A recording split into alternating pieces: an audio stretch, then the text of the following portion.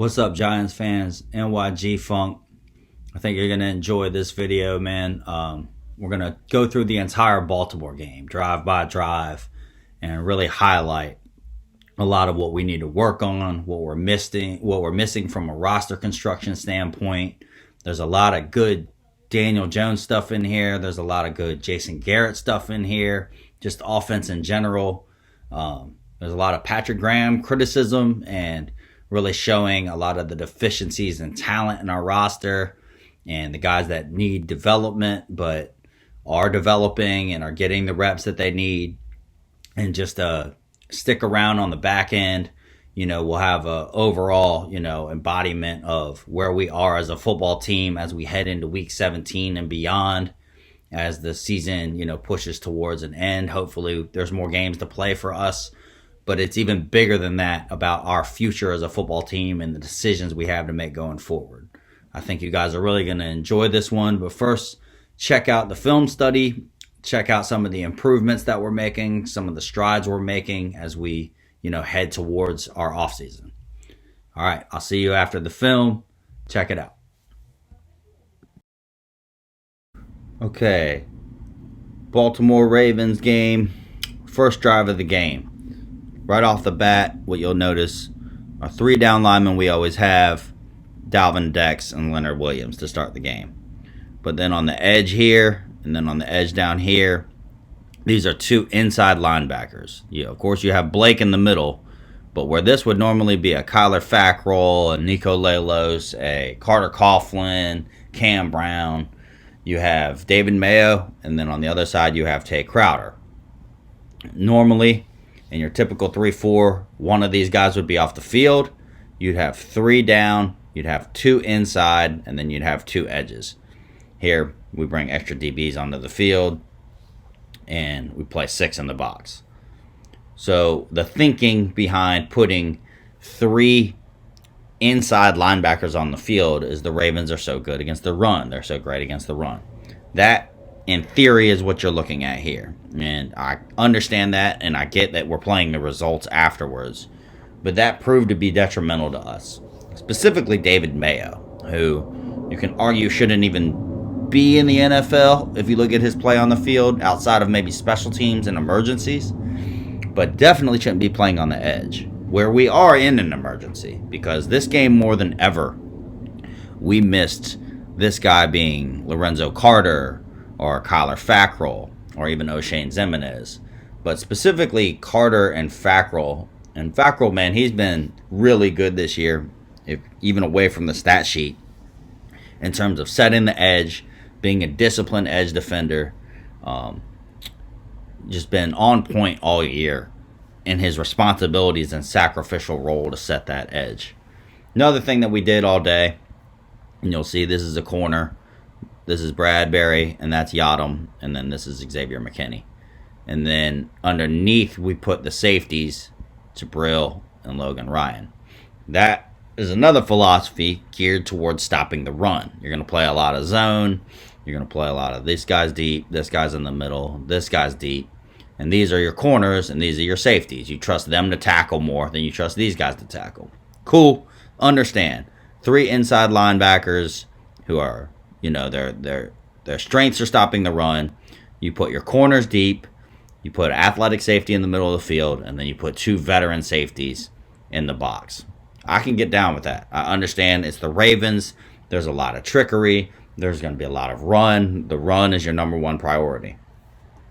What you'll see throughout the game as it plays out, though, is our bend but don't break philosophy, which involves taking away the deep play, which we did playing so much deep zone.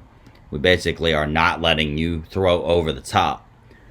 I understand that philosophy on a 16-game basis because the numbers say, and on the field it does play out, if you prevent big plays, which the Giants are the number 1 defense in preventing big passing plays of over 15 yards or more, you have success. You make teams go down the field 10, 13, 12-play drives.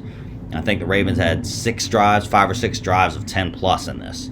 Now, you don't want 10 play drives. Of course, the the desire is to have 3 play drives, 4 play drives, and then they're punting.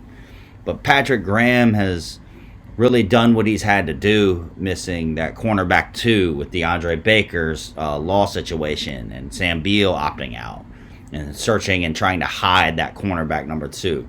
And then you have Golden and Zimenez and Carter and Fackrell have all been hurt this year. So you're playing inexperienced or you're playing rookies. So you got to hide these people and you got to scheme around their weaknesses.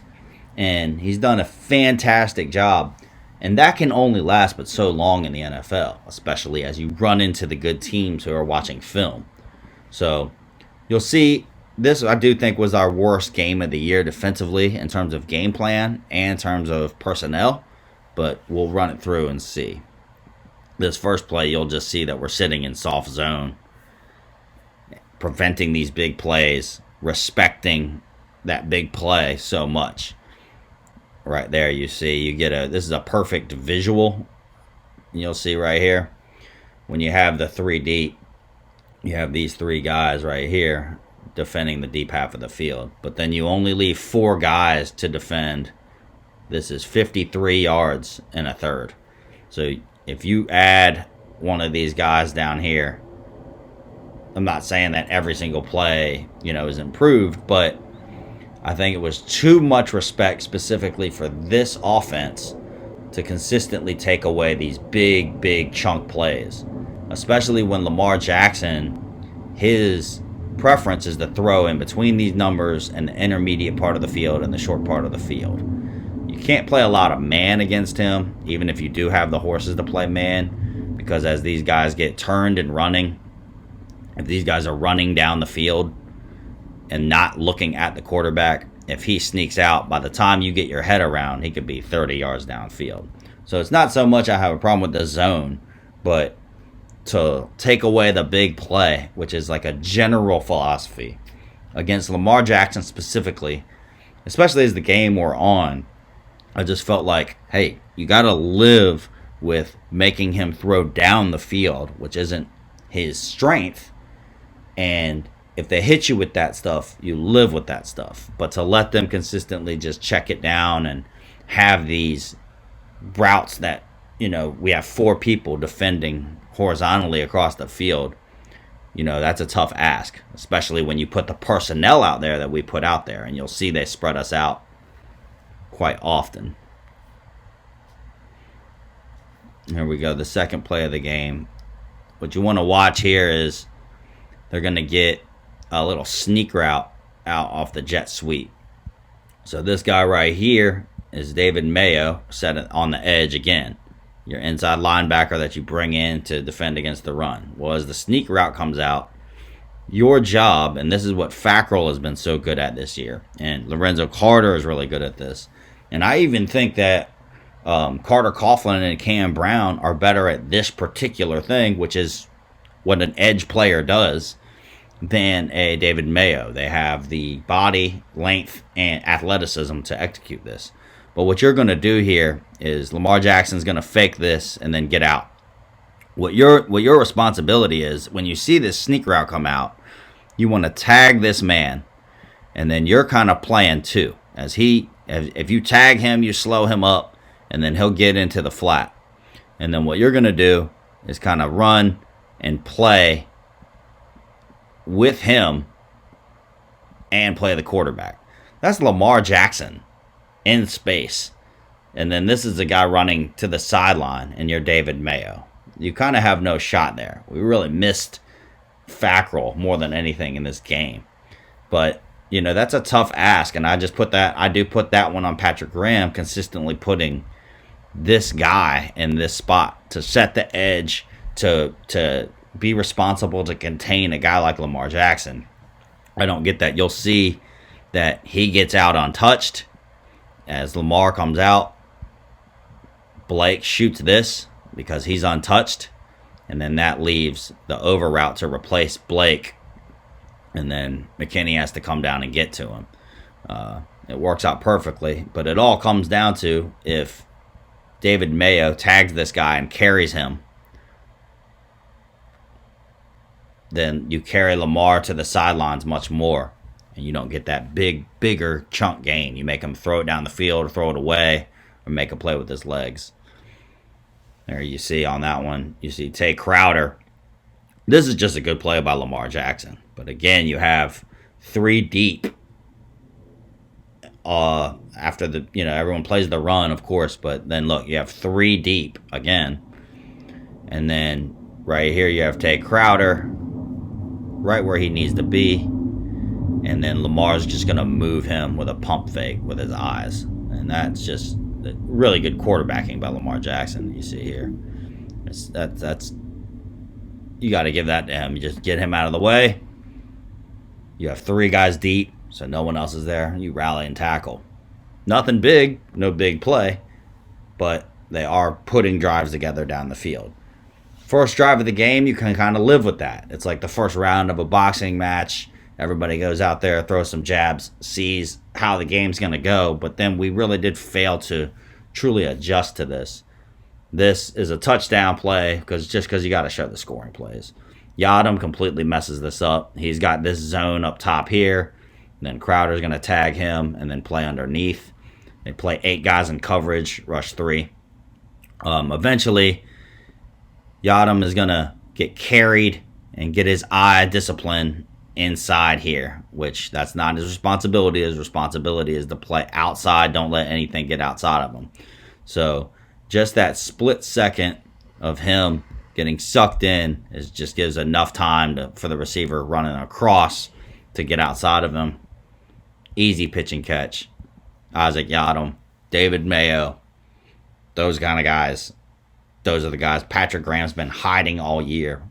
And, you're not going to be able to do that all year. He's done a great job disguising and hiding our weakest points in our defense. But you can't ask him to do it all season long, especially against really good teams. And you'll see the common theme is our rookies, our inexperience, and, some of our weaker players getting exposed in this game.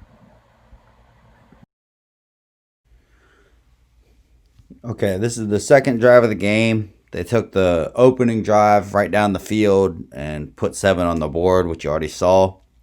Then when the Giants got the ball, their first drive, they got into 3rd down, and then they had back-to-back false starts. And that was Cam Fleming, and it was Kevin Zeitler with back-to-back false starts. We ended up in a 3rd and 17. And that killed that drive. Mental errors. We're not good enough. Our margin of error as a team is not good enough to shoot ourselves in the foot. We can't. We are not an elite team that can overcome those kind of things consistently. We cannot beat ourselves. We're at such a disadvantage when we play good teams. Enough from a personnel and talent standpoint that kills those kind of drives. So the second drive of the game, again, you'll see more of the same. And what in my opinion, was too much respect and too much fear of big plays. We left less people in the box, and we put the wrong people on the field. Here, they just drop back, and you'll see this is David Mayo.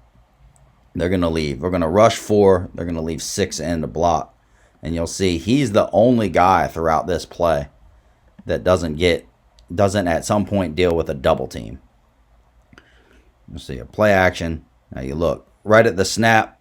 Up top, you have Leonard Williams right here. He's getting doubled the entire play. At the snap, you have this guy getting doubled initially, and then the help works back over here. So those guys are all at some point dealing with 2 blockers. Mayo is one-on-one the whole play, and he does nothing. So in that case, you're probably better off if this is how you're going to play. And you see the coverage downfield does take away everything. Like this is executed well. All these routes are taken care of. Underneath, we play these 4 guys underneath, take this away, and then everything deep with these 3 guys. That's how you want to play. But if David Mayo is going to play on the edge, you're probably better suited with this guy being Carter Coughlin, with this guy being a more athletic player, a Cam Brown, and either send him off the edge or just simply put him back in coverage and to spy Lamar Jackson. because this is basically a net of 0. David Mayo's not doing anything rushing the quarterback off the edge, and you see that play out here. He barely moves from his spot, gets pushed past the quarterback, and Lamar Jackson's dangerous out in open space. So that one's tough. Here, again, you're going to isolate. They're isolating David Mayo. They're going to run the read option going this way, get the lead blockers, and then completely ignore this guy. Just don't even block him. Work up to the second level. And, normally this is the guy you read, Lamar Jackson. I'm going to read this guy. If he crashes inside, then I keep. And I have my blocker out here to take care of the edge to the corner. If he stays, if this guy stays, then you just give it to the runner. What's crazy here is Mayo stays, but they don't respect David Mayo. It's a foot race with Lamar Jackson to the edge. And you see, he stays, but Lamar Jackson still keeps and says, that's an easy 7 yards. And, it shows up all day with David Mayo. I hate to pick on him, but, it's just the truth. Here on a jet sweep, every now and then you just have to show the plays where you give them credit. Look at how much Lamar Jackson is threatening on this play. You're going to get the look as if Lamar is heading this way. And these guys have so much respect for Lamar Jackson. You don't even have to block this guy or block this guy. The threat of number 8 completely takes these guys out of the play. And this is just well designed. You see, you bring Dobbins across the formation. You get the offset back getting out in space to block. Then these two guys pulling. You have to respect that number 8 can keep this and get vertical on you in a hurry.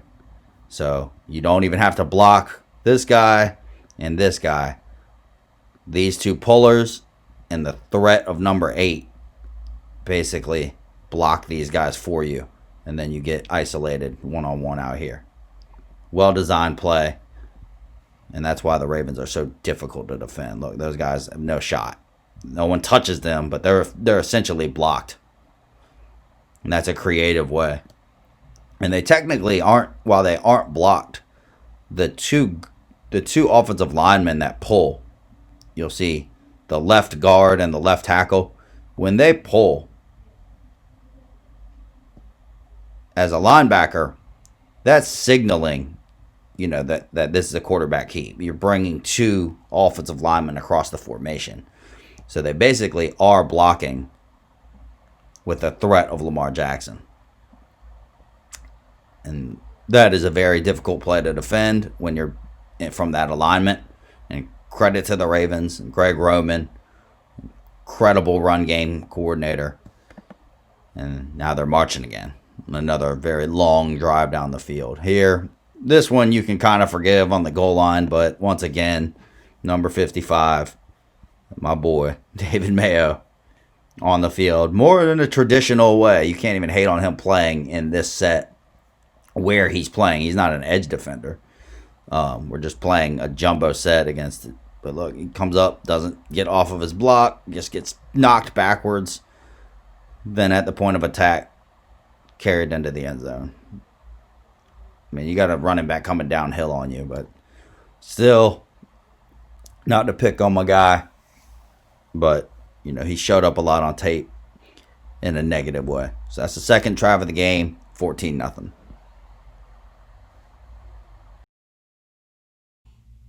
So finally, some clips of the Giants offense. We talked about the first time we got the ball, we had the 2 false starts. So immediately they go down the field, keep our offense off the field. Big, huge drives, 10-plus plays, bend but don't break defense. And now you're putting their defense in exactly the spot they want, playing with a huge lead, putting our offense behind the 8 ball. We are not designed as a play from behind team, and you put Daniel Jones in a tough situation. Watching it live, even watching the TV broadcast live, I really did think that Daniel Jones, who's looked healthy for the first time in 3 weeks, played pretty well. Nothing spectacular, but we'll go through it because that's what we're trying to find out. I know we're in the division race technically, but the best we could be is 6-10. You're still a 6-10 team.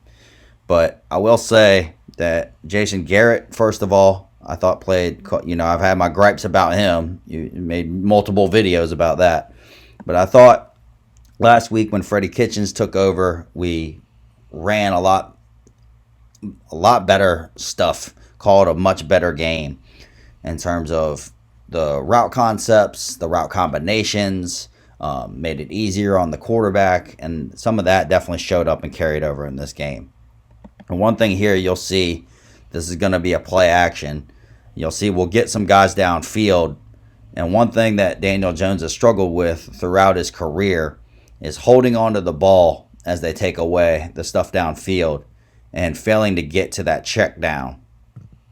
Now, he'll get to the check down, but in this scenario, you see after the play action, Wayne Gallman is going to be the check down. You're going to try to get either of these guys up top. Now, that's covered very well by the Ravens, and the ball's out. By the time Daniel Jones got to about here, you'd see consistently throughout the season that he would hold the ball and wait, and all the way back to last season.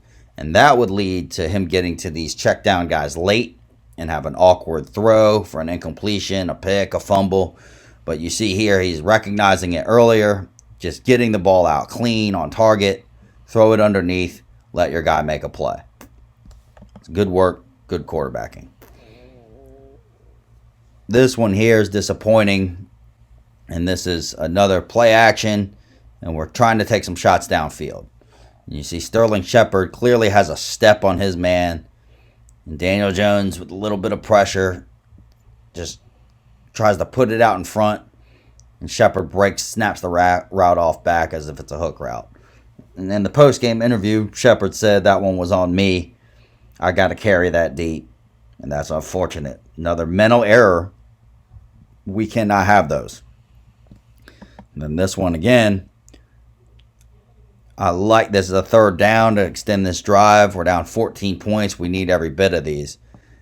This I like. Instead of the typical what we've seen all year on third down, we'll run a bunch of stuff at the sticks where everybody comes and stops, a bunch of stop routes, hooks. We get guys at least running through some windows to give the quarterback an opportunity to go through each progression. You see they're going to try to sneak Dion Lewis out quick. Both of those corners play good leverage out there. Doesn't like that to get a first down. I don't like that to get a first down. So then work your way back across. The deep safeties playing in the middle of the field. All of that is a little bit hairy inside. Step up in the pocket. Man comes uncovered. Austin Mack. Huge drop. Just a huge drop. Kills the drive. We end up punting on this play. That was killer. So our first two drives ending in 3 and out to 2 false starts, putting us in 3rd and 17. And then we were somewhat moving down the field, and then you have an undrafted rookie wide receiver with a huge drop on 3rd down. When the quarterback worked his way through his progressions, found him, we have to make these plays. And you'll see it shows up the talent deficiency on both sides of the ball. Guys making plays above the scheme, above the X's and O's. It's a problem, but that's what the video is about, is an assessment of where we truly are as a football team.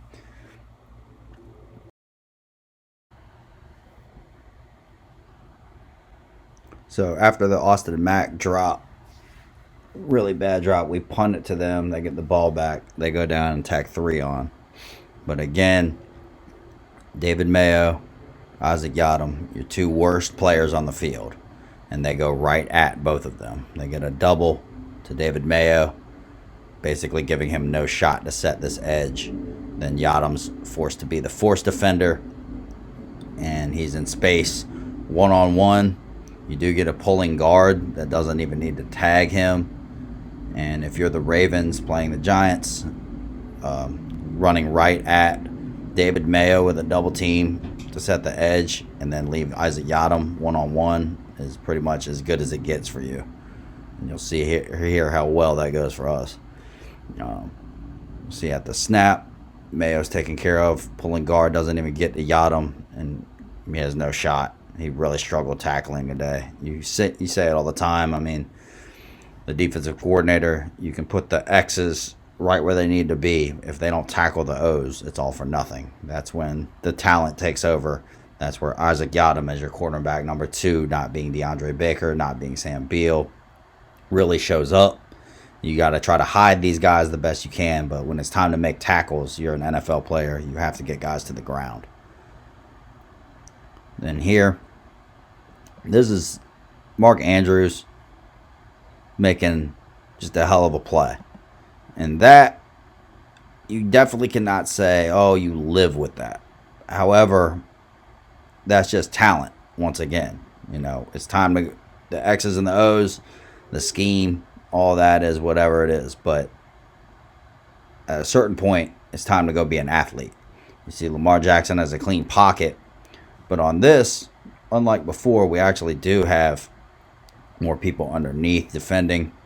And I'm not going to say you live with this, but I will take Lamar Jackson instead of being able to give him everything underneath and in between these numbers where he loves to operate. Force him to sit back in the pocket and throw the ball down the field. You'll see that we'll eventually get a contested catch. Like I said, it's time to be an athlete. Mark Andrews is a big body tight end with great hands. He can go up and get contested balls. We'll see as the day progresses our own offense how much we miss those game-changing, play above the scheme type of players. But this, you can't. I'm not gonna say you live with this, but I will much rather Lamar Jackson having to consistently make these throws into tight windows down the field rather than checking down intermediate to short throws, getting guys just picking us apart as they go down the field. And I feel like Patrick Graham, he's not above criticism, although it feels weird to make a video where we're criticizing Patrick Graham and we're praising Jason Garrett. But that's what the film says. Patrick Graham's been great all year, but today I really think from a personnel standpoint, a scheme standpoint, and a philosophy of, bend but don't break, and make them put long drives together, protect everything over the top in the passing game, and then just simply put inside linebackers on the field. There's just almost too much respect and playing out of too much fear, not letting our guys just play their game. And, like I said, he's been great all year, but I think he deserves a little bit of criticism for this one. We have way too much respect for what they do and didn't let our guys get aggressive and play aggressively. Here on this play, you're going to get a jet sweep. And this defender down here isn't David Mayo this time. They put the rookie in, Cam Brown. And Cam Brown, I think he was a 6th or a 7th round. He's a 6th or 7th round rookie. And he was drafted completely as a raw project. And he's 6'5", 210 pounds, a lot of length, a lot of hustle, plays with a lot of heart, and can be a versatile piece. He's played off-ball linebacker. He has a lot of potential in coverage with his length and athleticism. He can get after the quarterback a little bit with his speed off the edge. Needs to probably add about 15 to 20 pounds. And then he plays on every special teams because he is fast, he's big, and he's physical. And above all else, he plays with heart. And he shows you a lot of hustle here. You see he gets rid of the tight end using his length and long arms to get him off of him. And then he can run down the line because he's an athletic player. And I like Cam Brown moving forward. He's probably not at the point of his career in his rookie season where he's ready to log significant amount of defensive snaps. But he's one of those guys you could see starting his career on special teams, learning the speed of the game, the physicality of the game on special teams, and then translating those skills over into being a spot duty player on our defense, and potentially even working his way into 50%, 60% of the snaps in different situations if his body develops and he continues to develop as a player. We'll see it again from the other angle. Lines up over Andrews, gets rid of him immediately, and then has the speed to run down sideline to sideline. And I like that they rotate these young guys in. Some of it's out of necessity, but a lot of it is out of developing the roster. And they know, Joe Judge knows, we're not a complete roster. Despite our crappy division and us playing for a division title in Week 17, that does not really matter in the fact that Joe Judge is aware that the roster's incomplete.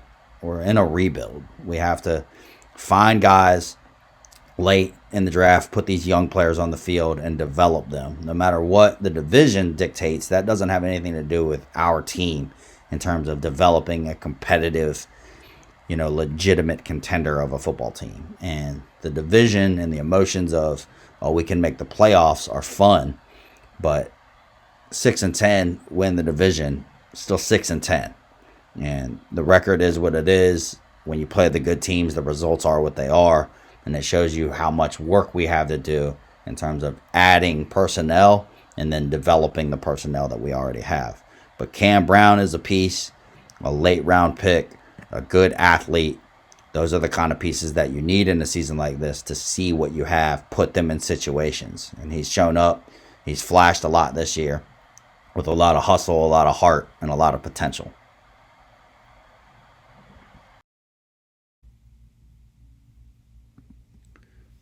So here we go. We get the ball back, down 17-0. Nightmare scenario for the Giants. I mean, playing from behind, really good defense with really good corners, an aggressive defensive coordinator.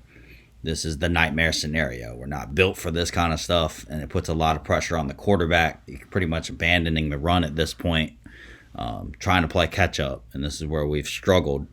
And we'll go through this, but Daniel Jones, as we said before, looks good on this drive, and then the routes that are developed and the plays that are called are so much better than what we've seen throughout the season, that Jason Garrett's dialed up and asked Daniel Jones to play, not to his strengths. But you see, it's nothing spectacular here, but right there you get layers of routes, which have been missing throughout the season. And Daniel Jones, like I said, it's nothing spectacular, but you do see a little bit of maturity in his game in terms of processing what he sees post-snap and getting to these outlets and getting to these checkdowns on time and giving them a chance to something to do with it. Right here, you get Evan Ingram running underneath, and then you have two guys threatening vertically.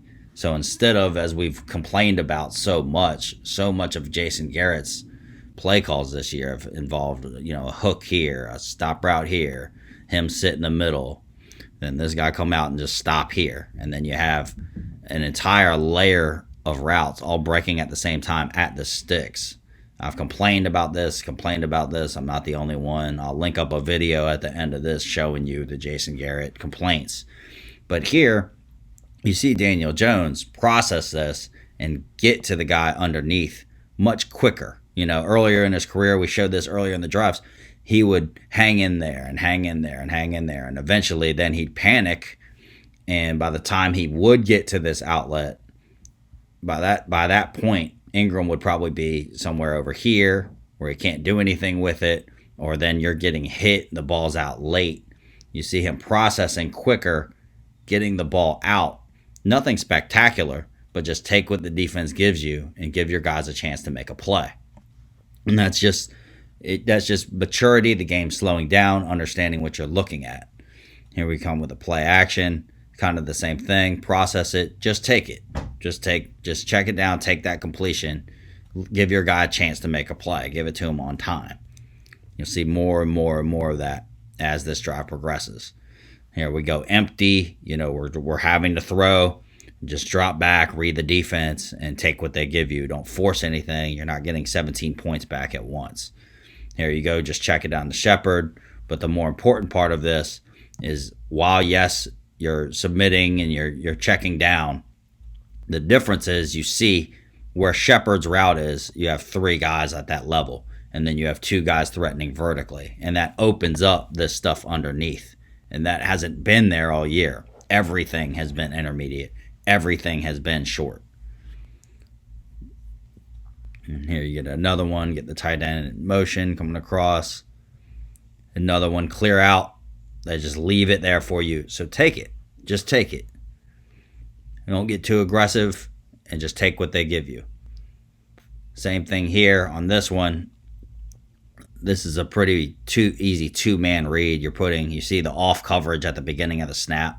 So you're basically putting Marlon Humphrey out here as the quarterback's read. You're going to get a corner behind him. If he drifts, then you just quickly get it down, check it down, take what you can. If he plays close to Shepard, then you have an opportunity one-on-one to throw it to the corner of the end zone. And here, Humphrey stays in off coverage, so just take it. Just take what they give you, live to see another down. And here, this is where Daniel Jones gets a little aggressive. He has a guy underneath. I love this motion at the snap. Been begging for more of that. You see that manipulates the second level of the defense a little bit. Hit your back foot. And he tries to fit this one in there. Throws it where only his receiver can get it. That's a tough catch, but I don't mind that aggressiveness. Although you do have Dion Lewis right there. I don't mind you taking a shot at the end zone. Dion Lewis, we're in the red zone now. It's not just take what they give you. You have a chance either to try to squeeze this in there safely and get a touchdown, or check down to Dion Lewis and he's going to get tackled short of the end zone. So I don't mind that one so much. And then you come back, we're on 3rd down, and this is where it shows up. You got Austin Mack up top here in the slot. 3 receivers up top. Bring the running back in. You confirm that it's man-to-man as his man follows. And then you're going to get 3 routes, in-breaking routes in the end zone. That's the right guy to throw to. It's just a good play by Marlon Humphrey. They actually threw pass interference here and picked it up. Didn't love that. But you see Daniel Jones at the snap. You got your 3 receivers up top. You have 1 high safety. He looks up top and he sees, I'm getting rid of the safety with my eyes. Austin Mack, his separation is not great. He's not a great player. He's an undrafted rookie free agent. But that's the right spot to go with the football. He puts it out in front. You know, this is where better players would help. And Marlon Humphrey is a beast of a man-to-man corner. You see the flag comes out. We think that we got it, 1st and goal on the 1. They pick it up. I didn't love that they picked it up, but they did. And you live with that and move on. End up kicking the field goal you see there. Now it's 17-3. They get the ball back in a hurry-up situation. So here we go. The Ravens get the ball back after we tack on the field goal, and they're in a hurry-up situation. So here they drop back. We actually do play man-to-man in this sense. You see he squeezes it in there. Mark Andrews makes another play above the X's and O's. Big body on Jabril Peppers. And that's a contested catch at the catch point. He comes down with it and then gets some after the catch. While that's frustrating, and I understand, and that just shows you, even on the Austin Mack stuff, when we try to throw it to Austin Mack in the back of the end zone, instead of him being an undrafted free agent, if he's a legitimate 6'3", big-bodied wide receiver, that's the kind of guys you need down in the red zone. You can throw it up to them and trust that they'll go climb the ladder and come down with it. And then on the second one, when he's running the crossing route, if he's a big body receiver, he can box his defender out. And you see, that's what we're missing. We're missing the special players. And as frustrating as that is to give that up right there, it's like, well, once again, that to me still is better to at least mix that in more to make them make special plays rather than submit to them. And you see here, after that, we play super fearful and we play too high. They have their timeouts. You see right here what they have essentially, because when the quarterback's a threat, normally he's unaccounted for. You don't have to worry about the quarterback. So you have 5 and then a ball carrier, which is fine if you have 1, 2, 3, 4, 5, and 5. And then the ball carrier, you have any of these guys to rally and tackle.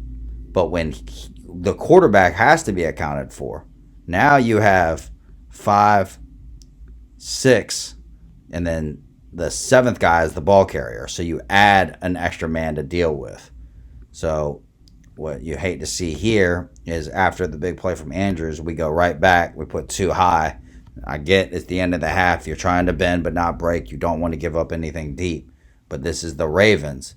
So you'll see at the snap, if you have this guy here, when he comes and takes on the blocker sacrificially, he can be taking on that blocker inside here instead of way down past the line of scrimmage.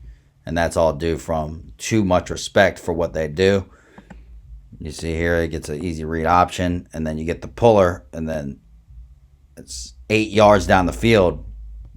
You're dealing with that guard because of how you aligned. And you're playing 2 guys high. If that safety's in the box, he's meeting 78 right there in the hole and making this a much tougher play. Good play by Jabril here to get off and get Lamar Jackson to the ground. That's a tough ask while dealing with a blocker. The next play is similar. You see, again, we have 2 guys high. They'll take this. I mean, they have mathematically, that's basically the same play. Mathematically, they're already winning at the snap. And they're probably just giving Lamar Jackson the option to get to these plays when they have timeouts. They don't block Cam Brown. He does a good job to hustle and get there. But they have the numbers up front. You have 4 down linemen. You have 5 offensive linemen, 4 down linemen. Plus you add the extra player with the quarterback. So they have the math, and then everybody's dropped in coverage. 78's pulling again by the time he makes contact with anyone. They're 20 yards downfield. You're giving them that, and I just didn't like that philosophy all day. It was too much respect. It was too fearful. I understand that we don't have the personnel, but they end up tacking on a field goal. They go into the half 20-3. We did hold them there. They spiked it, took a shot at the end zone, didn't get it. So we held them to 3. But it didn't have to be 3 even. But you see the bind that they put us in, and you see how we dealt with it. And I didn't completely agree with how we dealt with it. But you're playing the results, and hindsight's 2020. I get the initial plan with all the inside linebackers and rolling the safeties up and dropping the corners. But when that wasn't working, I just felt like we didn't adjust enough. So we get the ball at the half, and we are down multiple scores, 3 scores. It's 20-3. We go play action, and I don't know who you assign blame to here. I don't know if Thomas is supposed to take this inside guy and then let the running back work to the outside man. It's hard to say who's truly at fault here. Is it Daniel Jones for not accounting for these guys? Is it something post-snap? It's hard to say. Is it Lemieux who's supposed to bump over on a slide protection with the fullback going right? Maybe you can argue that Gates should slide left, Lemieux should pick up left, Thomas should work left, and then you have Caden Smith, 82. He has no one to block here, so it's hard to say without knowing the protection and the scheme. Regardless, we give up a sack. First play, trying to go play action and make something happen. Then we get to a 3rd down, and, before we saw, okay, Daniel Jones, he's taking everything that they give him, and you understood from the Ravens, okay, we're up early in the game. We're up. We're going to play a lot of 2 high. We're going to play a lot of 3 high. We're going to leave the intermediate stuff and just rally and tackle. We're up big. We're going to make the Giants just check down. And Daniel Jones, he's shown throughout his career, if we just rush 4 and drop 7 deep, he is going to hold on to the ball and make mistakes and, take hits. And he's not going to take the checkdowns. He's going to try to force the ball down the field. You just go to the Tampa Bay game to see that. Daniel Jones showed, no, I'm willing to take the underneath stuff. I'm willing to do that. So you knew Wink Martindale wasn't going to wait forever. So in the second half, they came out. They played a lot of 1 high and they started sending 5, 6 guys. You saw in the last one here, Evan Ingram, third down, can't make the play. And that's the difference. You're going to see throughout the game, throughout this film study, that we're missing players that make plays above the X's and O's. And you see that they have those players. And Mark Andrews, he did that all day. Right here is where you have to win. You have to get that guy's arm off of you. And when you run these, fades to the sideline down the field, what your goal is to get rid. Once you get rid of him, you want to stack him so you're running even. And as soon as you can, you want to get vertical. As soon as you can, because when you get vertical, the quarterback has all of this room to work with. He has a big window where he can throw the ball away from the defender and arc the ball away from the defender for you to run underneath of it. When you don't win at the line of scrimmage and get rid of your guy, you see Ingram drifts towards the sideline, and you're going to run out of room for the quarterback, and basically you're forcing him to throw that into a bucket. If you're at the numbers there, right here, if you're getting vertical instead of him staying on top of you, you give the quarterback much more margin for error on this throw. This has to be a perfect throw. He nearly drops this in there. But you got to make life easier on your quarterback by winning at the line of scrimmage and getting vertical. That's unfortunate. We end up punting the ball back to them. And our defense does get a stop. And here's going to show you just how dangerous Lamar Jackson is. We did adjust. We only play 2 high here, and we play some man. We're going to play some man-to-man. Cover it up pretty well. You see the safety comes and takes. That's great job there communicating. You see going to be Peppers on Andrews, staying on top. We get a double on Mark Andrews. Very smart. Pass him off to Logan Ryan as the safety coming down. So take away that stuff. Then those in-breaking routes are done. Up top in the pocket, it's Lamar Jackson. That's why it's scary to run man-to-man. But you have a stunt up here with Cam Brown coming up underneath of Leonard Williams. That works to perfection. Doesn't matter because number 8 is super athletic. But then you watch Cam Brown. This is a play that David Mayo can't make, that Jabal Sheard can't make. That's why you put him in the game. He hustles his ass off with his speed, his length, and athleticism, and barely makes this play short of the sticks. They get a delay a game on the field goal, and then they punt to us. But that's another example of Cam Brown's hustle, athleticism, and speed on display there. And it allowed us to get off the field there. So here we get the ball back, and you could feel right away like, okay, it's different now. They're in 1 high. Even in the broadcast, they're like, Wink Martindale's done playing around. They're coming after Daniel Jones. No more of he's just going to check it down on us. He's shown he's willing to. No, we're going to heat him up and try to make him make mistakes. We're going to start bringing 5. We're going to start bringing 6. We'll even bring 7. And right here, you get those stick routes I hate. You see the 3 hooks, but then you get the dig and behind it to CJ Board, but the ball gets tipped as he's throwing. They argue that this was a fumble, but his arm was coming forward, and it's in the dirt as it skips its way to CJ Board. But you could feel at this point like, okay, Wink Martindale's done playing around. They're about to get exotic. They're about to start disguising these blitzes, and Daniel Jones is about to face some pressure. And he did a really good job on this drive dealing with it, making plays on his own here. See, they bring 6, get a free guy. And Daniel Jones keeps his eyes downfield, sidesteps the pressure, and makes the throw. That's a good individual play by the quarterback, willing to take on an unaccounted rusher. And you'll show the end zone angle just so you can see how he deals with this moving in the pocket.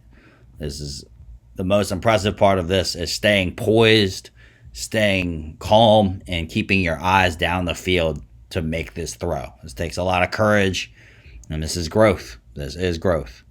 Sidestep, keep your eyes downfield, be willing to take a hit. First down, big play. 15 yards of CJ Board. And we need it. We need it. We're down big. We're down 3 scores. We gotta go. We gotta have this. We're running out of time.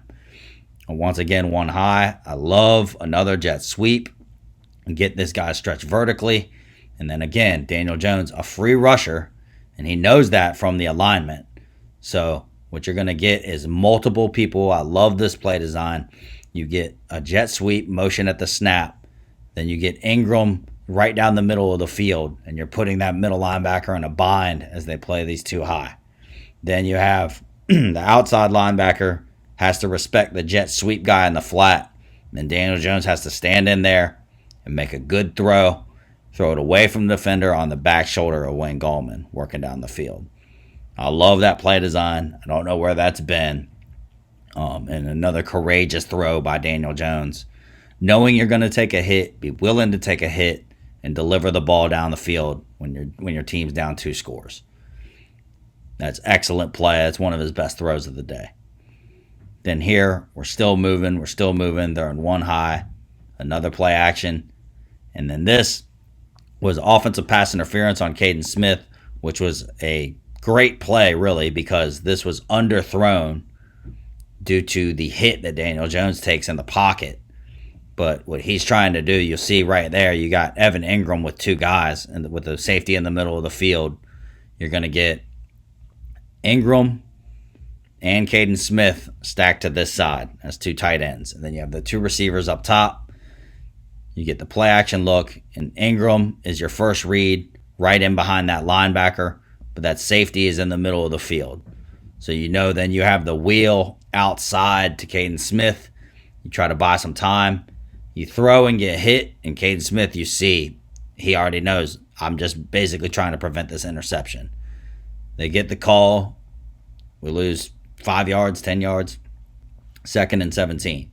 Then when you're going empty again, you just get a bunch of seam routes and a stick throw right in there to Austin Pettis. And that's a big-time throw. That's a big-time catch in a situation where you got to have it, 2nd and 17. So now we're moving again, go empty. Then they know it, that we're desperate at this point. We're throwing the ball. And that's a scary situation normally if you're the Giants. Again, there, more maturity by Daniel Jones. He sees that they're in 2 high at the beginning of the play. So take what they give you. And I like the route combinations that you get people threatening vertically down the field, because then they have all of that bottled up. They have a safety deep shading to that side. The corner stacked up pretty well. So take what they give you. Just take that. And that's available because of the routes down the field, which have been missing. Let Shepard do his thing underneath. Just get it to him in space. It's good. Live to see another play. And let's go. This screws up everything. You get a long developing wide receiver screen on a jet sweep. Creative. Something different we haven't shown. A lot of people screamed and yelled at the TV about this. I understand, but this is more about execution than play call. You get a rollout looking like you're trying to hit Slayton, or you're going to get Caden Smith like a layered bootleg in the flat, and then you're going to throw back. But you have 2 guys, 2 Ravens defenders, and you have 3 blockers. And inexplicably, this guy splits 2 of our blockers and makes a play for a big loss. But if you block that up, I don't hate that. A lot of people hated that call, and I can understand the people that are like, no, I hate that call. But to me, that's more about execution, whether you like the call or not. Then Shane Lemieux, don't know. It's been debated a lot. Will Hernandez has, since he got COVID, has never really earned the starting job back. Number 66, Lemieux. He does this about once a game, just gets abused in the pass game. He's an excellent run blocker, but he's given up 5, maybe 6 sacks this year. I think PFF has him for 5. And Will Hernandez is a far superior overall player, in my opinion, and absolutely a better pass protector. So I don't know what's going on there. Lemieux is a 5th-round rookie who's played a lot. I know the year's about development, but Will Hernandez is also a young player. So I don't know if they're just trying to develop Lemieux or if Hernandez is in the doghouse for whatever reason. But it continues to be a perplexing thing to figure out why Shane Lemieux plays so many snaps. But he's great in the run game. He's developing, but his pass protection issues show up once a game, and they wreck the game. That was after the screen. Then they get us for a sack. And then we settle for a field goal.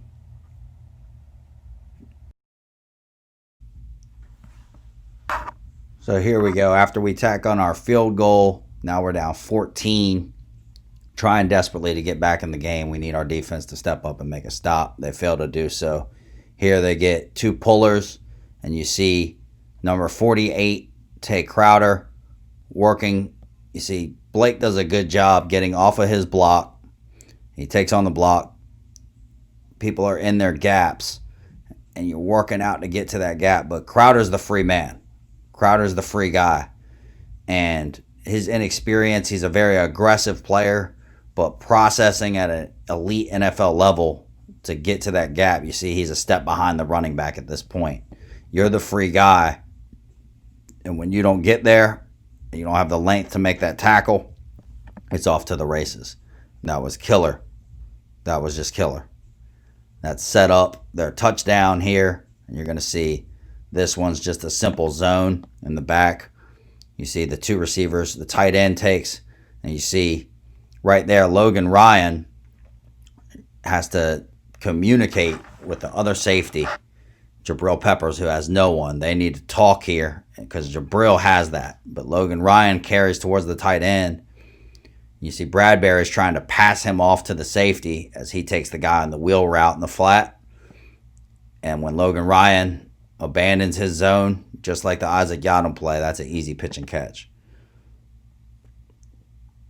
So now we're right back down 3 scores in super desperate catch-up mode. This is probably like 9 minutes, 8 minutes in the third quarter left.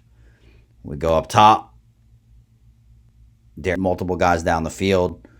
But here, once again, you see we lack a true playmaker that can just go up and make plays, talent to the skill positions. Here, this is one I had a problem with. Shepard with some separation. But you're choosing to go to the flat with Ingram, and the safety just comes down and makes the play. Not a huge gripe, but I just feel like he could have gone somewhere else in that play. Then here, we're still desperate to catch up. Take Ingram on the comeback. Again, I like that we're threatening down the field and giving Daniel Jones time to process and read. And you give him some time. That's the guy who gets separation. The deep route is taken away. You have the safety all over it. Throw it away from the defender and give your guy a chance to make a play. Good quarterbacking. Takes a hit, but stands in there and delivers. Then at this point, this is where the drive just falls apart. They get 3 straight sacks. So 3 straight sacks. They're coming after the quarterback. The rookie third rounder, Matt Peart, right here on the left side of your screen, is going to try to deal with Judon. And all year, Peart has a lot of good physical tools. He's big. He has long arms. He's tall. He has good length. But technique-wise, you see him right here. First of all, in his vertical set, he opens his hips early. He opens his hips way too early. He should still be parallel. If you look at Thomas on the other side, be parallel with the line of scrimmage. So you open your hips too early, and then his punch all year. See how he catches Judon instead of anchoring down and delivering a punch. You let him get into your body and bend that corner by opening your hips. That's been a problem all year for Matt Peart.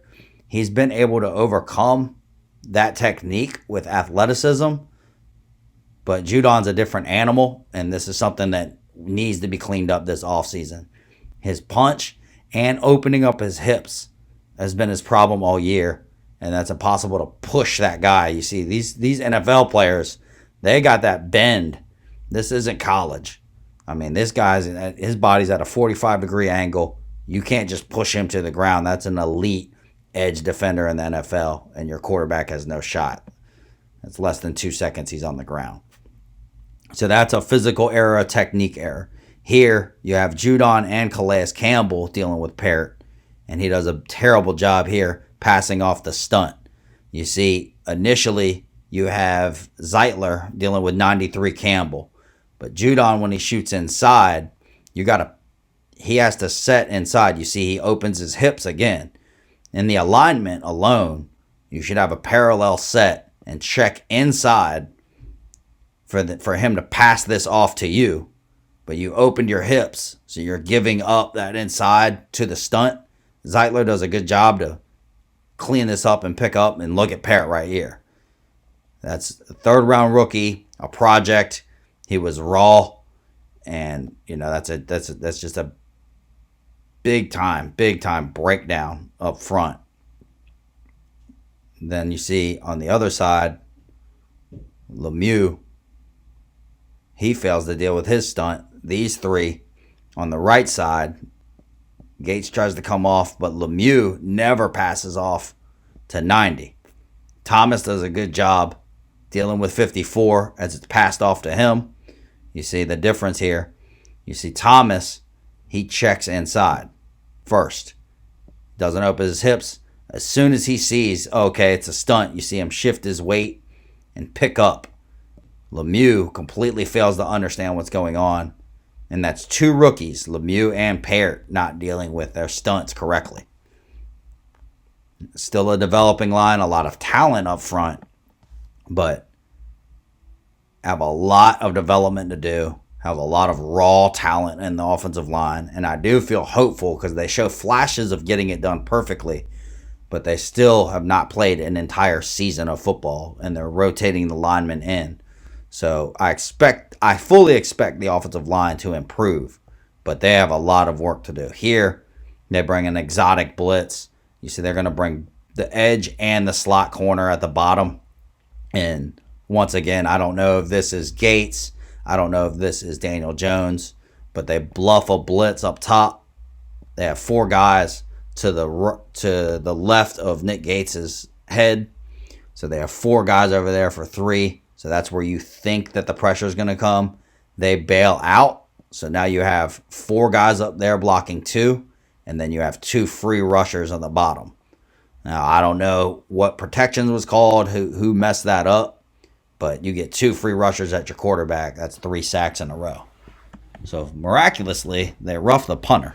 So we got another shot at this. We're down 3 scores. So we have to get this done. This is probably Daniel Jones' best work of the day. This drive after the roughing the punter. Another one where they get a clean guy. You hit an in-breaking route. You know you got to get the ball out quick. Hit an in-breaking route to Ingram. And he's not able to make a play for the quarterback. That's, again, that lack of talent, that lack of elite number one wide receivers. We need better weapons. So here they're bringing more exotic blitzes.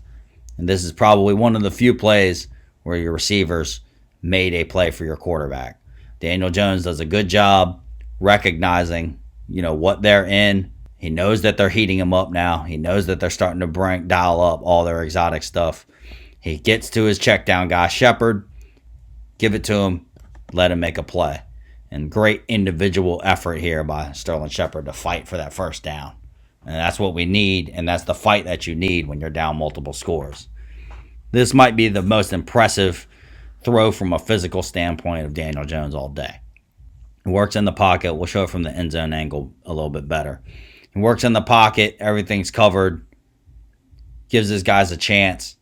Across his body, throws it on a rope to Austin Pettis. That's probably the best throw he made all day from a physical standpoint. And keeps the drive alive. We're in desperation mode. We're in hurry up. You see, they're bringing everybody. They're bringing 0 at this point. He tries to get it out. That's another one. That one's, you can't completely blame Slayton here. But again, if that is a true number one wide receiver in these situations, you trust your guy. You trust an Allen Robinson. You trust a true number one wide receiver, a Devontae Adams, a DeAndre Hopkins that we don't have to win there and make the defense pay. We got a call and a couple runs to get us down near the red zone. Spread them out empty, super hurry up mode. Again, getting to your check down, reading the defense post snap, taking what they give you. Then here, this is just a good job up front. Everybody does a good job up front. Hat on a hat, good job by Dion Lewis to cut his man, and you give Sterling Shepard the time he needs to create the separation up at the top of the screen, and that's an easy pitch and catch for a touchdown. So this is going to make it 13-27. And we are desperate at this point. We are down 2 scores. There's about 6 minutes left to go in the fourth quarter. And if we're going to make something happen, we're going to need it to happen now. We get a stop. That was a 3rd and 1. We get a stop miraculously. It's a great play by Blake Martinez. They figure this is easy to pick up, a 1 yard. They just ran 3 times on this play. Just going to bring the counter that they always love to run with Lamar Jackson and 2 pullers. David Mayo does a good job on this play to set the edge there, make Lamar Jackson get skinny, and then Blake Martinez submarines his guy. That's a great play when we needed it. So we're still in desperation mode right here. Let's go back and look at the clock so we get an accurate depiction of what's going on. Okay, so there's 6 minutes and 17 seconds left in the game, and we're down 2 touchdowns. So we have no room for error right now. Everything has to be pretty much perfect for us to get back in this game. But there's a chance. 6 minutes, some timeouts, go down and score, get lucky, get a turnover, get a stop.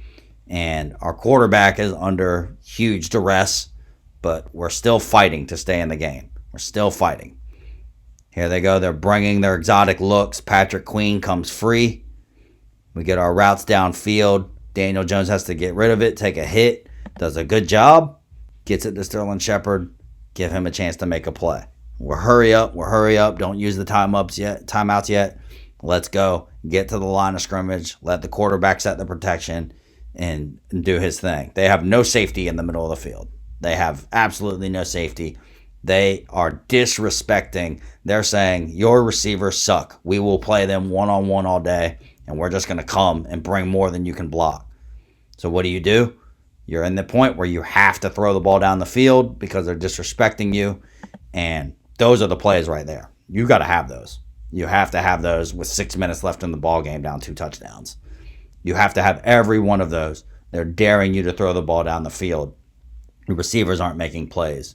Daniel Jones drops this one in the bucket. Darius Slayton owes him this one back. I know he's hurt. I know he's dealing with whatever he's dealing with. You have to catch that ball. You have to catch that ball if you want to get back in games like this. So that was unfortunate. We didn't get that one done, but they continued to come. They continued to bring pressure, and they really had us right where they wanted us.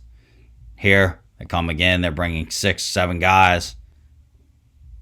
This one's on Daniel Jones. That's just a little bit off. You have to put that one on the money.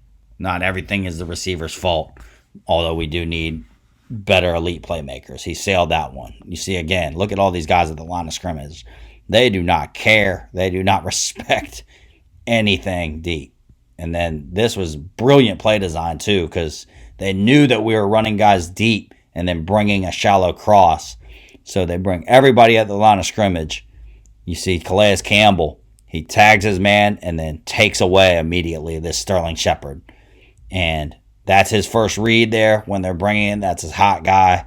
He can't work back to Austin Pettis in time. Protect the football. Don't fumble. Go down, live to fight another down. But that Darius Slayton drop is really killing us at this point in the drive. So you take your sack there. Then that was pretty much it. Once we took the sack there, we went for it on 4th down. We didn't get it. There was a couple more drives in the game. But at that point, it's under 4 minutes. And we're down 2 touchdowns. They're milking the clock. I think they punted it a couple times. They got down to the goal line and fumbled. We were just out of time, and their defense continued to just come and come. And I thought that our quarterback, he played valiantly. He showed a lot of progress and improvement, but this highlighted a lot of our deficiencies against an elite team, a really good playoff caliber.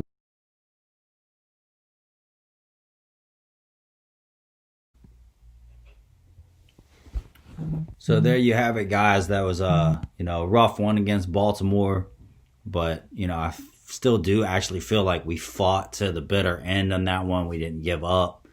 The roster deficiencies and talent are just impossible to ignore at this point, which I give Joe Judge a lot of credit because as a fan, it's really easy to get caught up emotionally in a division race where you can win it at 6-10. And when he took over this team, the entire message was that we are going to build a foundation that we can use moving forward. And he understands, even during the winning streak, he was hit every single week, especially when we got to 5-7 after the Seattle game. The questions just kept coming in about the playoffs and the division race. And it was almost as if he was telling you without telling you, like, the division sucks. And that's why the games are meaningful. And we're happy about that. But his constant message was, I don't care. Like, I'm just looking for the team to improve. I'm looking for constant improvement, day to day and game to game. And we're just focused on one day at a time. And that was the same message that he was preaching when we were on a losing streak. And I think that he came into this job, into this season, with a big time understanding of like what we were facing, what we were up against, and his job to establish a foundation and not get it all done in one season. But the number one job this year was obvious. It was everything we were asking for. It was to flip the culture. It was to change the way things are done, hold people accountable, look more like a football team. In the offseason, whether it's Bradbury, Gano, whether it's Blake Martinez, Xavier McKinney, Logan Ryan, like we've hit home runs in the offseason. Now, our draft picks, Andrew Thomas, for all his struggles early in the season, the guy has Pro Bowl potential. I mean, it does show up game in, game out. He has gotten so much better from where he was at the beginning of the season, and the arrow's pointing up with the offensive line in general. Now we have Matt Parrott, who's a third-round rookie who came in as a project. He's looking to be as advertised. He flashes. He's got length. He's got all the size. He's got the strength. But he is as advertised as a project. And those guys are littered throughout our roster. But we've gotten a lot of contributions from our young guys. Shane Lemieux is developing. Matt Parrott, mentioned before, is developing. Darnay Holmes looks like an awesome slot corner. Xavier McKinney, as he's been acclimated coming back from injury, looks like a really good young player. Then you have other pieces. You have Carter Coughlin. You have Cam Brown. You have Tate Crowder. They've played a lot of significant snaps, more than they should be playing at this point in their career. But they've flashed a lot of potential to be contributors on this defense and on these special teams as we move forward.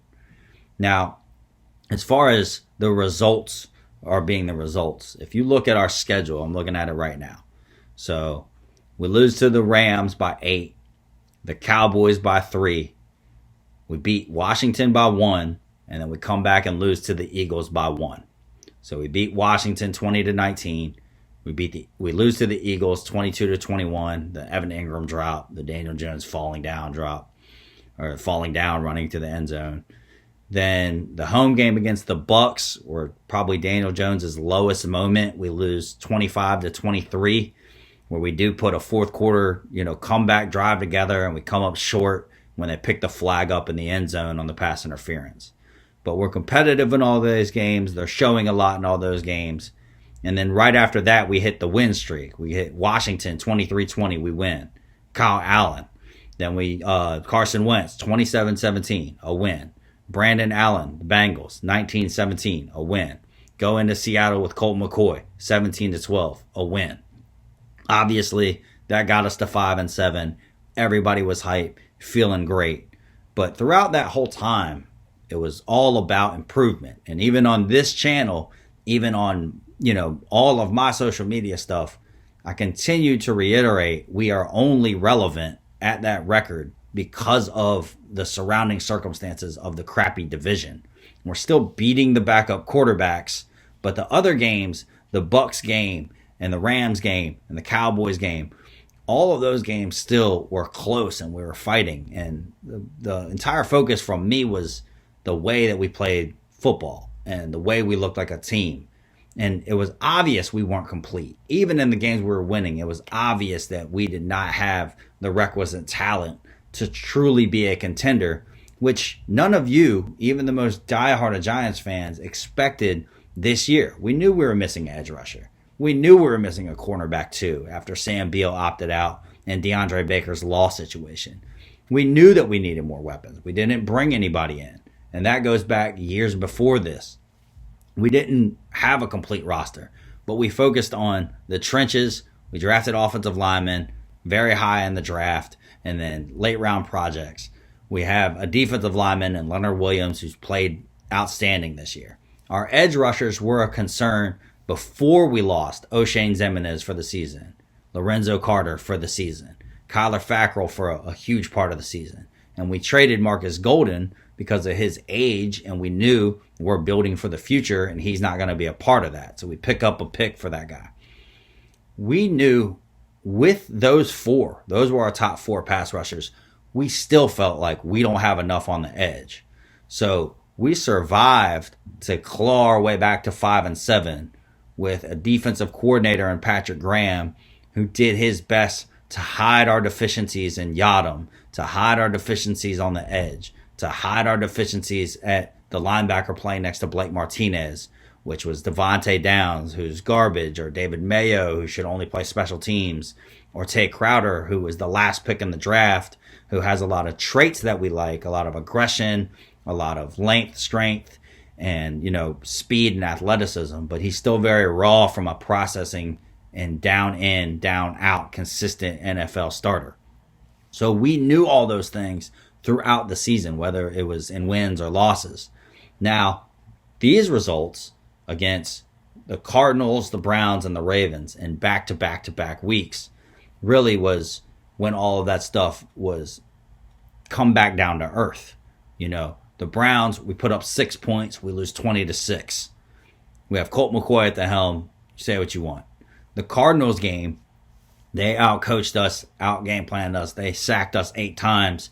We had Daniel Jones clearly hobbled, clearly dealing with multiple injuries, and absolutely not 100%. But even if he was, we got out-schemed in that game, and our talent deficiencies really showed up in that one too. And we don't have a DeAndre Hopkins, and they do.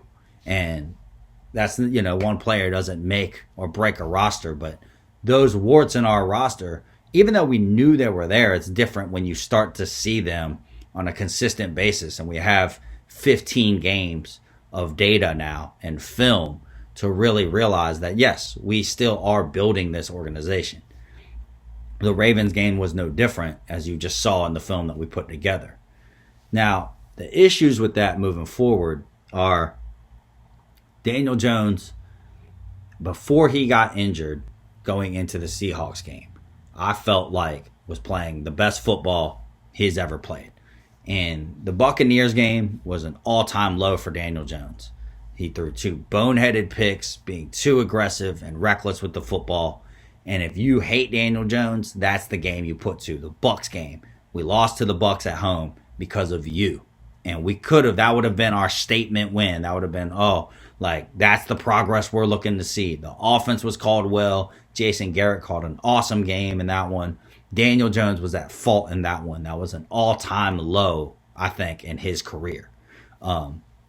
Similar to Eli against the Baltimore. Just everybody just was walked off the field that day. Everybody, Giants fans, was just shaking their head like, all right, that's it. That's the Daniel Jones that you hate. That's the Daniel Jones that gets you talking about the Zach Wilsons and the Trey Lances and the Justin Fields. That's the ammo you need. And that was legit after that conversation. I'm a Daniel Jones supporter. I still think that we need to give him a fair shot.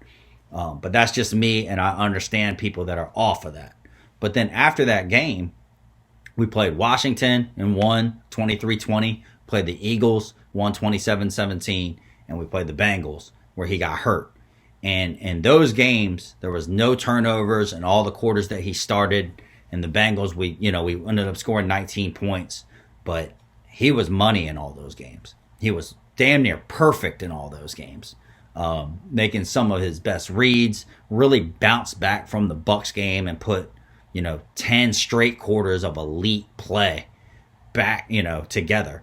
And the last time Daniel Jones has thrown an interception is the Bucs game. It's over 150 passes. It's like over 160 pass attempts. He hasn't thrown an interception. He really, really started to put it together, and I like seeing him bounce back. And even in those games, none of those games, we scored 23, 27, and 19. Now, the Bengals game where we scored 19, he left the game. And then we pretty much just ran the ball once Colt McCoy took over. And we were even driving on the drive where he got hurt. We were moving the ball down the field. And he actually converted a third down on his last pass on one leg. So the point is, though, even with him playing damn near perfect football and just executing and looking like he was putting it all together, we still yet to approach 30 points. The closest we got was 27 against Philly. And he even ran a touchdown in that one. So that just goes to show you, even him performing at his peak, this offense significantly misses weapons. Now, in those games, we were able to run the ball. Everybody knows about the Seattle game where our defense played lights out to get that upset. And that's great, and that's awesome to see. But even the most die-hard, old-school New York Giants defensive fan knows that in today's modern NFL, you are not consistently holding even bad offenses to 12 points. And really 10 points because they got the blocked punt that was a safety. You're not doing that. You're not holding anybody to 10 points consistently. It's not a recipe for success. So even though we were riding high after that game, didn't want to rain on anybody's parade, but the realist in me was like, that's not a recipe we can ride and really count on sustainably. To put Colt McCoy out there and ask him to score 17 points off of a bunch of, runs. You just establish the run, and that's not how you get it done in today's NFL. You're going to have to score more than 17, and you're not holding everybody to 10. And then a very comeback down-to-earth, sobering moment was the Cardinals, the Browns, and the Ravens. Three teams that, the Cardinals can play their way into the playoffs. The Ravens look like the hottest team in football. The Browns were just missing, 5-6 starters and lost to the Jets. But before that, their offense was cooking. I mean, we have really been brought back down to earth defensively and offensively about, what we are missing. And then that brings you to Gettleman. And you can think what you want to about Gettleman. You look at what he was brought into, and there's no excuses for some of the moves he's made. But when you come into a situation where the cap is messed up because the ownership and the former GM, we had Eli Manning, who was a god in New York, and they did everything that they could to give Eli Manning the best chance to have success late in his career. They went and spent $200 million on the defense. They got to the playoffs. But even then, we knew that big spending spree that offseason when Coughlin was gone we spent a lot of money to sacrifice in the future. We were going to pay for that in the future. And the Eric Flowers debacle, that set us back. But even then, it was just when you take over the cap situation that he took over, the Odell Beckham situation, and then you still had Eli Manning in the building, you're trying to usher Eli Manning out the door, and you can't do it in a cutthroat fashion because of the way this organization loves and cherishes an Eli Manning. I don't have a problem with that because I'm biased to Eli Manning. No one's above the team, and no one deserves love above the team. But the two-time Super Bowl MVP, probably the best player to ever wear the uniform, there's a certain family aspect and a right way to treat that guy specifically. And I knew it was setting us back. I knew that was going to slow us turning the page on him. But really the Maras, and I support this, I think that they did everything in their power for Eli Manning never to wear another team's jersey. And I'll take that, even though that we're in where we're in. But that's some of the stuff Gettleman dealt with and not turning the page. And Pat Shurmur also, you could see visibly, Pat Shurmur was not an Eli Manning guy. And understandably so. His play was holding the team back. Now, we didn't surround him and all of that stuff, but as Pat Shurmur, a new coach coming in, and even Ben McAdoo to an extent, you want your own guy. You don't want the old quarterback, and that's a tough situation to navigate. And Dave Gettleman also stepped into that situation. Now, aside from having to deal with that and the cap, which he cleaned up the cap pretty nicely as we enter into this offseason with a reduced cap. So I'm thankful for the moves he's made from a cap perspective. Personnel-wise, it's hard to defend a lot of what this guy's done, whether that's Patrick Omameh and Golden Tate is a terrible one, Alec Ogletree, the list goes on and on. Now, like the Antoine Bethays and the Jonathan Stewarts, those are guys that you're familiar with or your coaches were familiar with that you brought in on one-year deals. If you want to yell and scream about those, I'm not going to stop you, but the bigger pictures are like the guys that we signed up. The Nate Sauter is the headliner, but like if those guys would have hit, they would have been in their final years of their deals contributing to our team now. And Omameh is not, Golden Tate is not, Nate Sauter is not. And you rightfully can hate on Dave Gettleman for all of those moves, and I will not stop you. But they brought him back this year. They, for whatever you want to say, I think he was fireable last year. Yeah, you bring in a new coach. It's a perfect time to bring in a new GM. But they brought him back for, better or for worse. And since they brought him back, it's been good. Now, whether that's, you want to say, oh, it's all Joe Judge. Regardless, that means that when Joe Judge is in the building and David Gettleman's in the building, from a player personnel and general manager perspective, it's been, the batting average is well above 500. It's, for a baseball analogy, it's been a home run, man, for real. It's when you look at the guys that we've brought in, Ryan, Bradbury, Martinez, Andrew Thomas, Darnay Holmes, Xavier McKinney, like he's hit home runs this year. And then Matt Parrott looks like a player. Shane Lemieux's played good football. Carter Coughlin, Cam Brown, Tay Crowder, our free agent class all the way to Graham Gano, signing Nick Gates to a awesome player-friendly deal or team-friendly deal. All these guys were brought in on good contracts too. Like every single one of them is overplaying their contracts and we're not locked up for multiple years. Most of those were like 3-year deals where we can get out of these deals in the second year or the third year. We can just get rid of these guys without any dead cap hits. So there's a lot of things you can point to from the roster construction and hate on Dave Gettleman for completely legitimately. Absolutely, I understand those things. And then on the flip side, you can look at what he's done this year, which was undoubtedly, this is the prove it year for Dave Gettleman. Mara's brought him back, but this is the year. Prove it. It's hard to walk into their office and say, I didn't prove it. So as we go forward, that doesn't mean we don't get rid of them. I'm not saying that we don't get rid of them. But if that's the conversation when they get in the office, that's his argument is, hey, you brought me back. You gave me another chance. This was a prove it year. These are the guys that I brought to the team. And they've all been great. Where will we be without Blake Martinez and James Bradbury on this defense? Where will we be without Leonard Williams trade, which I was one that hated on that? And then the other circumstances around the entire team this year, whether it's DeAndre Baker's situation, which really sucks. He was a first rounder that, we're going to start opposite of James Bradbury, and he was going to be that cornerback number 2, and that's been a thorn in the side of the defense all year.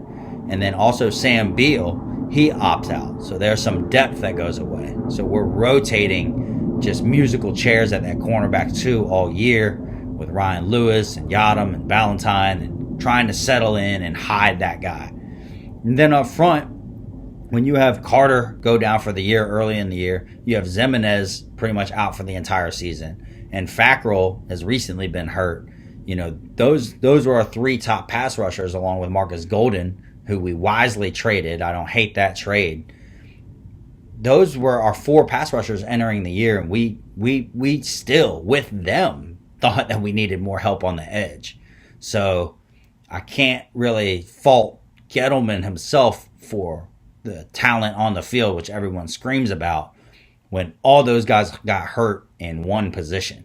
Now, we still absolutely need to add an edge. You can see that on film. And then the wide receiver group, Golden Tate signing is the one that kills me. I know the Nate Sauter one is the headliner, but never understood the Golden Tate signing, and we need to fix that. I don't care if it's through the draft, free agency, or both. We need to find out what this offense can look like operating at its peak level. And speaking of offense, it all really does come back to the quarterback.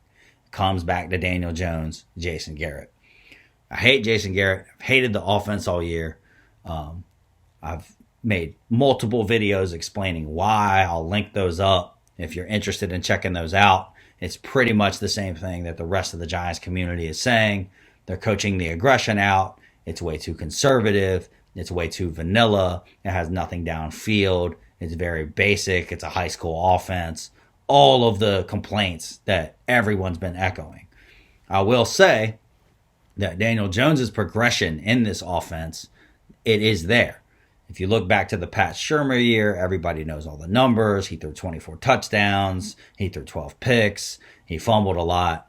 That's basically the book on him. But he showed the signs of life, and he showed the things that can be built on. And it's a lot of the things that, like, you can't really coach into a guy, which is the courage and the poise in the pocket and the toughness and the willing to take a hit and keep your eyes downfield and throw accurate balls down the field. Those are things that are really hard to coach into players.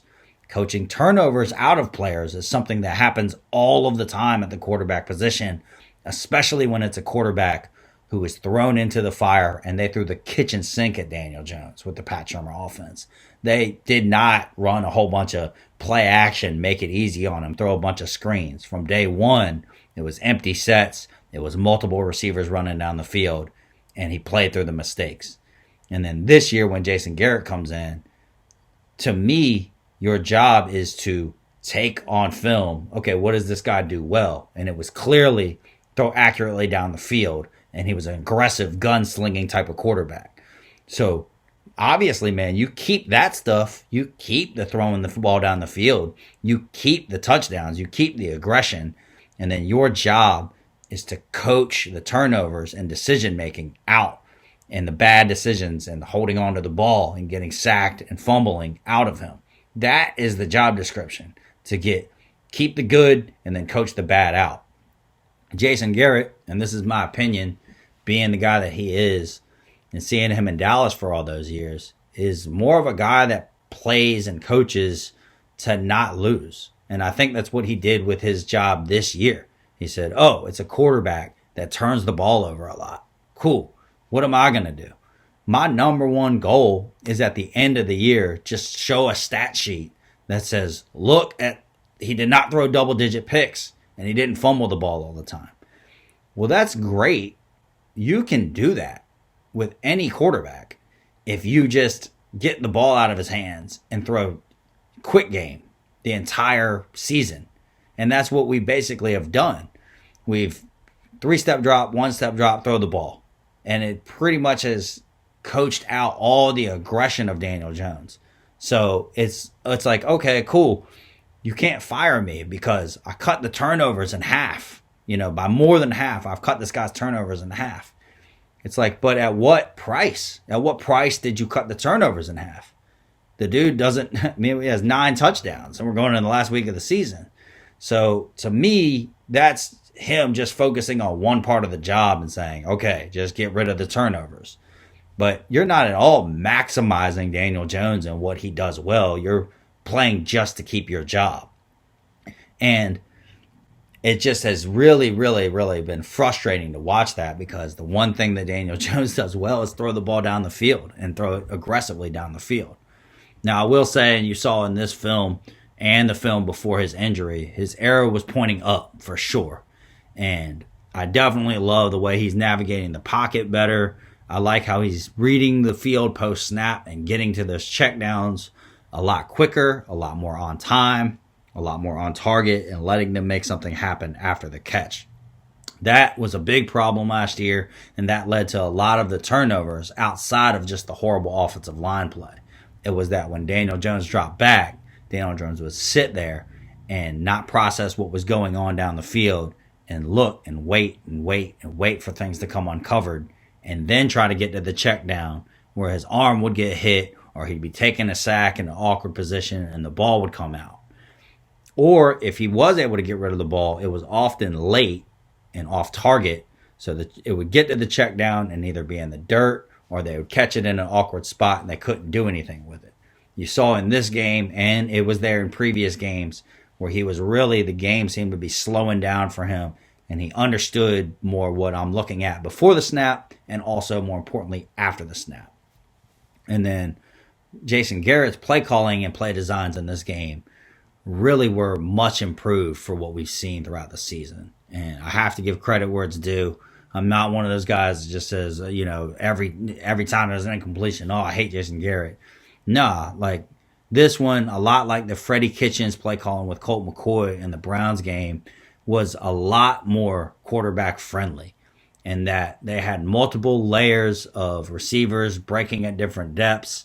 They are challenging them vertically and giving the quarterback easy outlets right in his line of vision underneath, rather than to the flat where you're reading left to right. And when you're running all those hook routes at the same time, where you're basically just saying, read one side of the field, pick a guy, throw it to him, and then he has no opportunity on a hook to make something happen after the catch. This today, they had, or not today, but the Baltimore game, they had a lot more guys running horizontally across the field into the windows of the zone or away from man at different depths, and it was all within the quarterback's line of sight, so he can read high to low without working all the way across the field while processing routes all at the same depth, breaking at the same time, basically negating half of the routes. And that has been there way too much this season. There's multiple videos I've made on it. You can go check them out. It was a sight for sore eyes to see. A lot more motion at the snap, a lot more play action, and it was called well, and I thought Daniel Jones executed very well. I thought he played a really good game against Baltimore in unideal circumstances. Looked healthy, looked comfortable, made good decisions, didn't turn the ball over, and had pressure in his face all day. That being said, the talent isn't there. The roster is not there. And Joe Judge, like I said, he's warned against this to you even when we were in the winning streak. The roster needs work, and he knew that from day one. And we all really knew that from day one. And without the division being crappy, this Week 17 game against Dallas, I'm excited as everybody else. Yeah, let's go win the division. Let's play a playoff game. But, we're still going to be at best 6-10, and you're a 6-10 football team beating the quarterbacks we've beaten. Yes, 4-2 in the division, winning the division, playing a playoff game is excellent. No matter how you slice it, that's excellent. But, outside of that, the reality is 6-10 against backup quarterbacks. And when we played the legitimate teams at the end of the year, it showed